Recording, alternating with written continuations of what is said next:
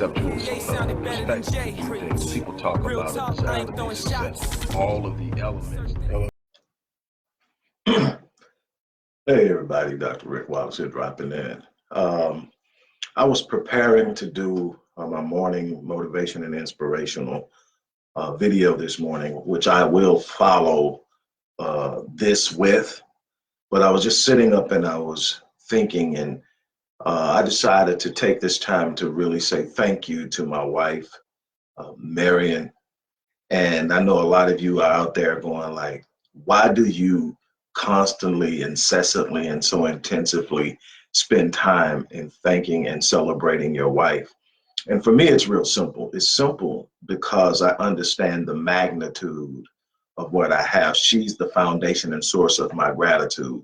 It doesn't mean that she's the only thing I'm grateful for. I'm grateful for the opportunity to be a father to 13 beautiful children. I'm grateful for having opportunities in business that allow me to serve and impact the lives of people using my gifts and my talents. I'm grateful for the life that I've had to the opportunity to live to this point, both the good and the bad, the awesome challenges overcome, and the poor decision making, poor choices, and all of the ramifications of it all. I'm grateful for it all, but it all begins with loving this beautiful woman, and it has nothing to do with me being perfect, our marriage being perfect, or her being perfect. It has everything to do with having something that settles you, something that centers you, something that brings you to a place of purpose and intensity. I often share this with my clients. Excuse me one second.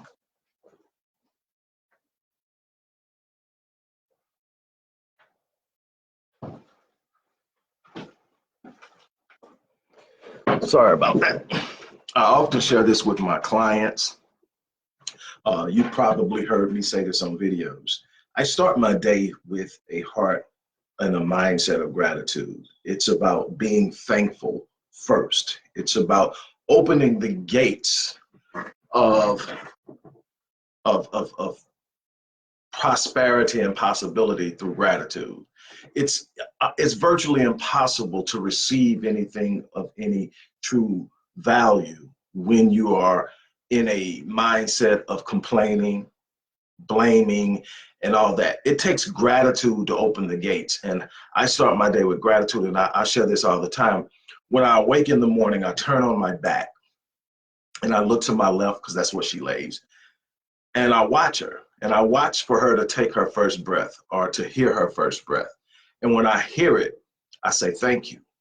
Then I get up and I start my day. And as I move through the house, I see the kids' rooms and I say, thank you.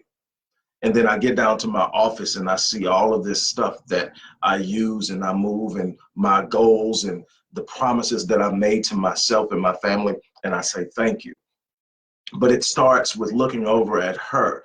And the truth is, I know life isn't promised. I know that tomorrow I may not be there. I know that there are a lot of things out there, but at the beginning of the day, what I see first is her. When I have a good moment in my day, the first person I think about is her.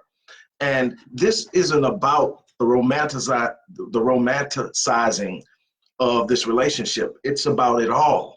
Because what I see more than anything in this relationship that I have with my wife is, yes, we have some beautiful moments. We have fun. We laugh and play with each other each and every day. Our challenges as far as how we get along are few. And we've narrowed those down, and we've become better because we're committed to it. And we're going to get even better as things progress. We know what our challenges are, and we are working towards them. So that's no big deal. But it's not about just the romanticizing about it. It's about the responsibility. I look forward to being a better person for my wife. I love the challenge that I have placed on myself to meet a certain standard for my wife as a provider, as a protector, as a covering, as a father for our children, and so much more. What I'm trying to get across, and again, this is more to her than us. You know, I post pictures of her all the time, and I talk about the awesome impact she's had on my life. and I will continue to do so. I don't need a special occasion to celebrate something so great, so awesome. And it's not about, again, the romanticizing. See, the thing is, one of the biggest mistakes I think people make when it comes to relationships is they romanticize marriage to the point of it being all about uh, being romantic and having dates and all of that, and you forget the responsibilities associated with it. You forget the challenges of trying to keep two individual entities on one page. You forget the challenges of being two different people who have, in some ways, some distinct interests, and how serving those interests can create conflict when you don't know how to respect each other's spaces. And so it's a growth process. One of the things she challenges me to do more than anything else is grow. And because of it, I wake up every day looking to grow. I want to be the best person I can be. And see, that's a beautiful place to be, because I already have enough love for myself to want to be great. But when you look over and you see someone that has entrusted their heart to you, it's a validation of what's expected of you. It's a speaking of what is expected. See, we romanticize it. Oh, it's going to be great. She's, I love being around her. The sex is good. She can cook, or he can do that. He's a great. But what's deeper than that? What's deeper than the tangibles that are on the table? We use that term soulmate so loosely that it's lost any true gravity when you use it, because everybody's talking about. See, when I talk about soulmate, I'm talking about something so deep that sometimes you're trying to understand it. You're trying to look there and go, okay, this isn't because she's attractive. She's gorgeous, but it isn't because she's attractive physically.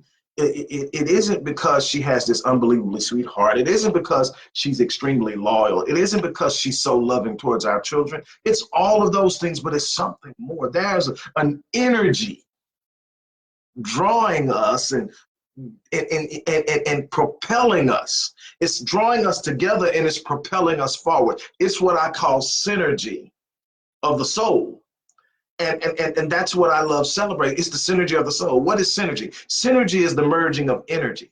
See, she has a unique feminine energy that merges exceptionally well with my masculine energy. And when you merge energies, they sync. And when you merge energies and they sync, you create synergy. And real simply put, synergy is this thing you accomplish where you create a force more powerful than you can create on your own. See, on her own, she's exceptional. On her own, she can do some great things. On my own, I've done some great things and I've accomplished some things. But when we look at the synergy we're creating, we created a massive capacity to make a difference in the world. And see, that's what it's about. If you're not trying to make a difference, if it's all about you've lost the game already. And that's something else she does. She reminds me that there's a world out there and that my purpose is bigger than me. She reminds me that there's something greater than what I'm looking at directly in front of me. She reminds me of my purpose, of my mission, of my job, and what's in front of me. And so I just want to take the time to celebrate a woman who's loving, a woman who's committed, a woman who's brilliant, a woman who's loyal, a woman who is always reaching out to help and to touch the lives of other people.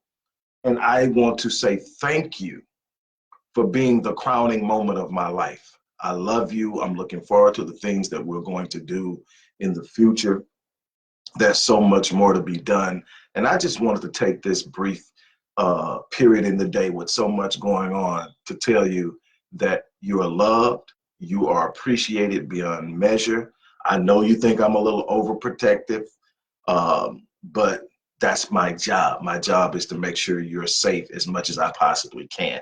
I know you're a big girl. I know you've done it, but see, that's just it. The reason I'm here now is that you don't have to carry that load alone. So again, I love you and I thank you. I'm gonna get off here because there's a lot to be done. And I thought this would be easier than trying to type it all. So have a great day, everybody. Once again, thanks, Marion. You guys, like I always say, live your life on full. I mean, don't take any part of your day for granted. Live your life on full so that when you leave this place, you don't eat. With that being said, I'm out of here. You guys have an unbelievable day.